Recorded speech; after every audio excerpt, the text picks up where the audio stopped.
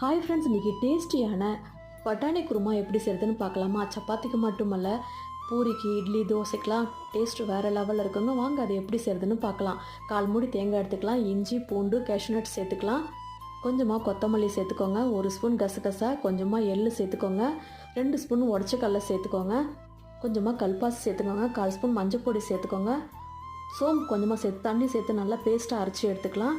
இப்போ ஒரு குக்கரில் பிரியாணி ஸ்பைசஸ்லாம் சேர்த்துக்கோங்க, ஒரு வெங்காயத்தை கட் பண்ணி சேர்த்துக்கோங்க, 2 பச்சை மிளகா, கொஞ்சமாக வாசனை கருவேப்பிலை சேர்த்துக்கோங்க. இப்போ நம்ம பட்டாணியை வச்சு சேர்த்துக்கலாம். இப்போ அரைச்சி வச்ச மசாலாவும் சேர்த்து நல்லா கலரி விட்டுக்கோங்க. இப்போ தேவையான அளவுக்கு தாராளமாக தண்ணி சேர்த்துக்கோங்க. இது சீக்கிரமாகவே கெட்டியாகிடும். தேவையான அளவுக்கு உப்பு சேர்த்துக்கோங்க. இது கடைசியாக ஒரு தக்காளி கட் பண்ணி சேர்த்துக்கோங்க. அவ்வளோதான், மிக்ஸ் பண்ணிவிட்டு 2 விசில் விட்டு எடுத்துக்கலாம். இப்போ கடைசியாக கொஞ்சமாக கொத்தமல்லி தூவி இறக்குங்க. டேஸ்ட்டு சூப்பராக இருக்குங்க.